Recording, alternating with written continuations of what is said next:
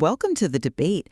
When you are looking for a job right now, it can honestly feel like you are just standing in this thick, suffocating fog. I mean, you are screaming your qualifications into the void, pouring hours into applications, and all you get back is, well, just deafening silence. Yeah, it truly is an emotional roller coaster. It's like this daily cycle of desperation, confusion, and then, eventually just self-doubt. You apply, you wait, you hear absolutely nothing. Exactly. And the real danger there is that you start to measure your actual human worth by that silence. So if you're desperately looking for a job right now and feeling completely invisible, we want you to know we see you. We understand that in this landscape, there are no dumb questions, only unasked ones. Your frustration is not just valid, it's the universal reality of today's market. It really is. The market has fundamentally changed since the last time many of us looked for a job. So, to help cut through this fog today, we're going to be pulling directly from official data and guidelines to answer the most, painful FAQs job seekers have. We're basing our frameworks on U.S. Department of Labor resources specifically, Career One Stop, ONET Online, and the Bureau of Labor Statistics Occupational Outlook Handbook. Right, the heavy hitters. Exactly. And we're also pulling back the curtain using LinkedIn help documentation, EEOC guidelines on artificial intelligence and hiring, and the NIST AI risk management frameworks. We really want to ground this deeply emotional journey in hard facts. Because the reality is, highly capable professionals are out there feeling invisible. And our discussion today centers on the root cause of this invisibility, and more importantly, how job seekers can regain control of their own narrative. So here is what I am seeing on the ground. I believe job search failure today is primarily a translation and rendering problem. Okay. Candidates are failing because they are confusing their generic, one-page resume with the absolute truth of their career. And the solution to this is completely separating the truth from the document. I think job seekers need to maintain what I call a living professional record, a comprehensive private collection of evidence that allows them to perfectly translate their messy human experiences into targeted, systems-readable documents. Well, I look at the exact same data and I come away with a completely different conclusion. Oh, really? Yeah, the core issue isn't that candidates are failing to translate themselves well enough. Job search failure today is fundamentally a positioning and systemic problem. A systemic problem? Yes. Candidates are failing because they are allowing broken employer systems, unrealistic job descriptions, AI noise, just chaotic hiring practices to dictate their worth. The solution isn't doing more homework to render a better resume. It is rigorous boundary setting. It's about targeting roles based on actual market problems rather than superficial titles. And, recognizing when a gap is a true skills gap versus just a symptom of a completely broken hiring machine. All right, well, let's start with the tool everyone fixates on first, which is the resume. I look at the modern job search, and I see candidates who are just completely overwhelmed. And it's because they are trying to solve their entire professional identity using a fundamentally flawed tool. A resume is not and has never been the source of truth. It is simply a rendering. What do you mean by a rendering, practically speaking? It's a document. Well, think of your career like a complex software application, right? The living professional record is your back-end database. It's a private spreadsheet, maybe a Notion doc, or just a notebook where you keep all the messy, raw data, the context of the projects, the constraints you faced, the exact numbers, the actual truth of what you did. Right.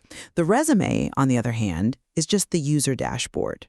It is a highly customized, selected view of that data, built for a specific reader at a specific moment. Okay, but When you try to make your resume hold your entire life story, when you try to make the dashboard act like the database, it just becomes cluttered and generic. You run out of space, so you end up using these empty compression phrases like results-driven or, team player. By separating your actual record from the public rendering, you can systematically translate your experience into targeted documents without losing your authentic professional truth. I mean, I completely agree that the resume is a terrible, highly compressed document. We agree there. But this concept of the living professional record, well, highly organized, it places the primary burden of fixing a broken system squarely on the shoulders of the exhausted job seeker. How so? Because the primary barrier out there isn't that candidates don't know themselves or that their back-end database is unorganized. It's the overwhelming, deafening noise generated by employers in the market itself. But wait, if the market is noisy, doesn't the candidate need a better system to cut through it? Not by exhaustively tailoring resumes for job descriptions that are essentially fictional. Let's look at what is actually happening. We have desperate candidates spending hours tweaking bullet points for job descriptions that are just wish lists written by committees. Yeah, the kitchen sink postings. Exactly. Employers are asking for impossible combinations of senior-level skills for entry-level pay, or they are literally copying and pasting job requirements from 5 years ago. My perspective is that no amount of perfect rendering will fix the fact that you are applying to a chaotic system. Surviving this market requires rigorous positioning. You have to know your exact market value, and you have to refuse to spend equal energy on companies that fundamentally misunderstand your background. Okay. You have to learn how to triage these broken job descriptions so you aren't bending your reality to fit in an employer's illusion. Well, let's move from the overarching theory into the most painful emotional reality for our listeners, which is the experience of being the invisible candidate. Oh, yeah. We all know the feeling. You find a job you know you can do, you meet the qualifications, you apply, you wait, and you hear absolutely nothing. It is agonizing, but we have to understand the mechanics of this, right?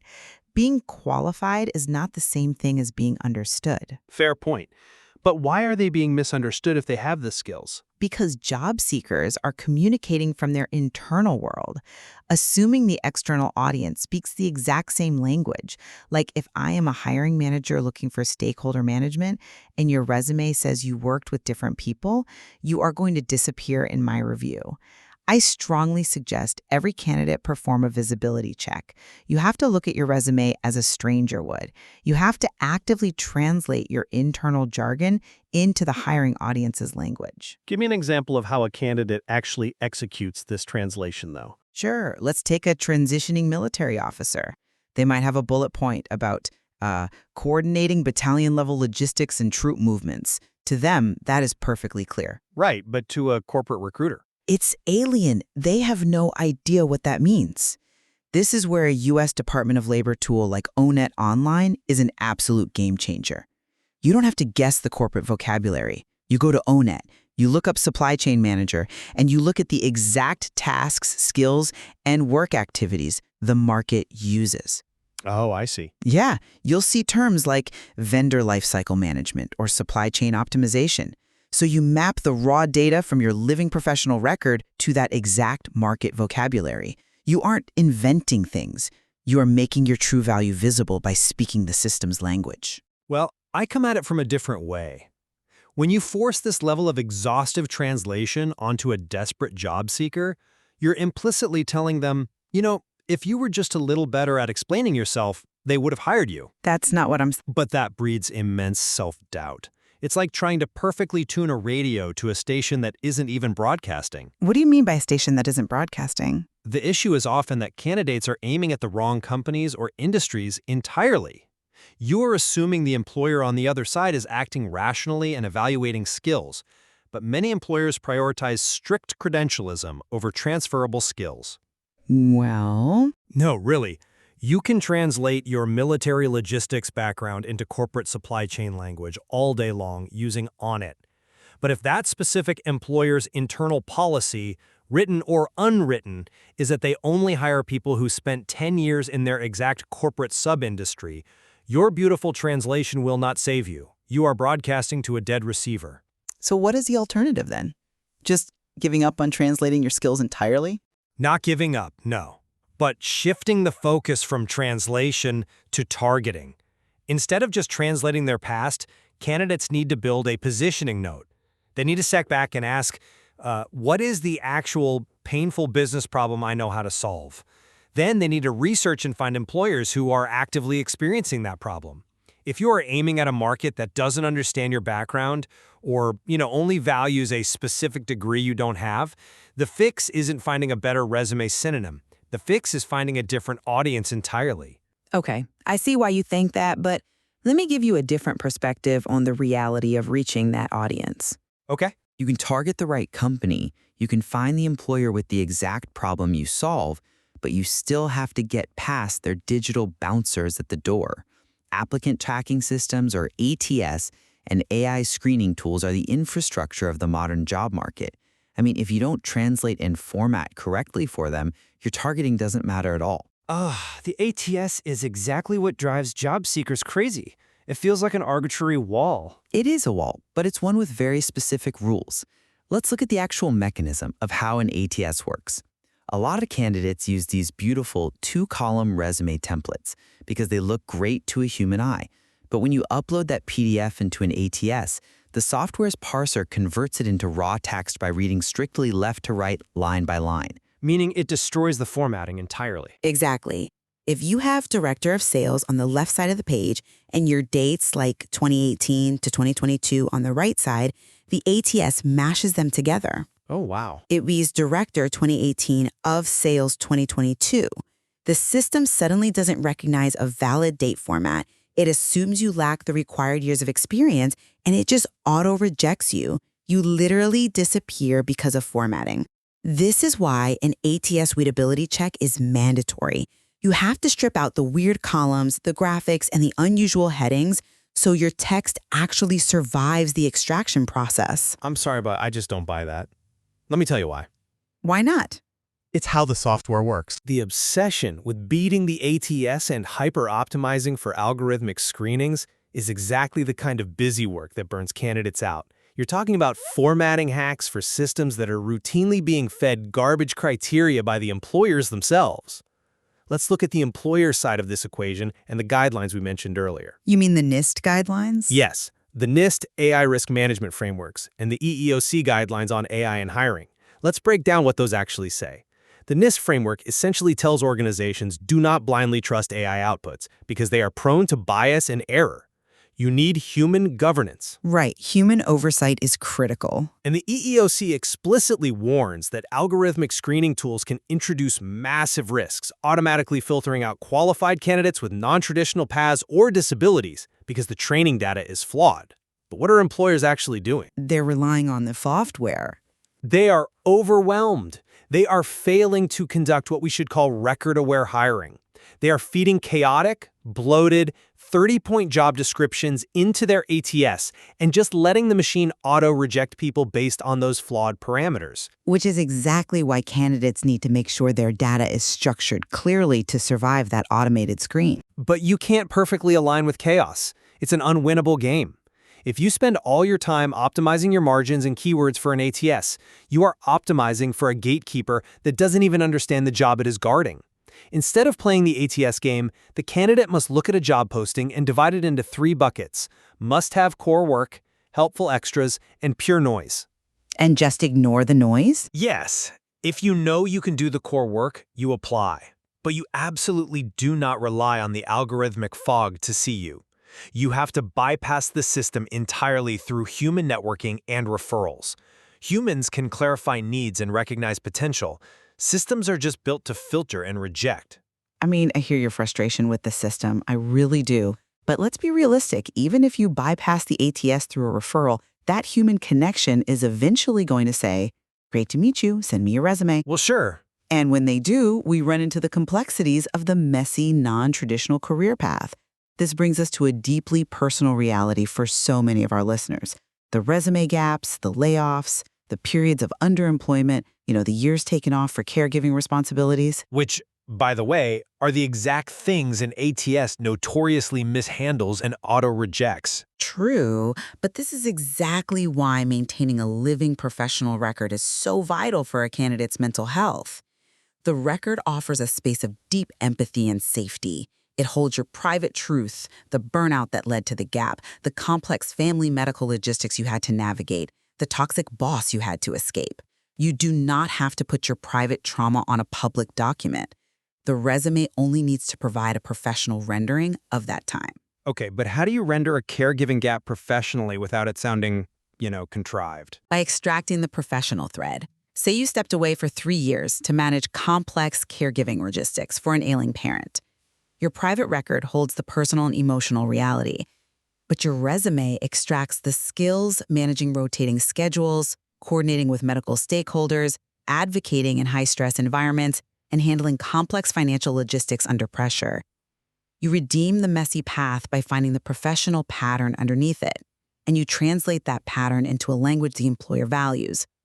You don't have to hide your life. You just format it for the audience. That's a compelling argument, but have you considered that a resume, no matter how brilliantly translated, will always be a thin, inadequate compression of a human life?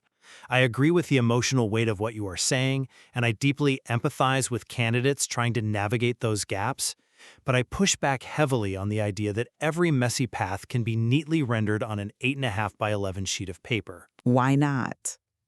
If the skills are transferable, they are transferable. Because systems, and even exhausted human recruiters skimming a page in 6 seconds, inherently look for patterns of least resistance. They look for sequential dates and ascending job titles. Yeah, they do. You mapped your caregiving skills to ONET vocabulary. For the non-traditional candidate, a perfect resume bullet is not your most vital tool. Your most vital tool is the remember me sentence. The remember me sentence. Break that down. It is a clear, highly specific spoken signal used in human networking. When you have a messy path, you reach out to a former colleague, an industry contact, or a hiring manager on LinkedIn. You don't reach out begging for a job, you ask for a quick perspective on the market. And you give them exactly one sentence they can easily remember and repeat to others.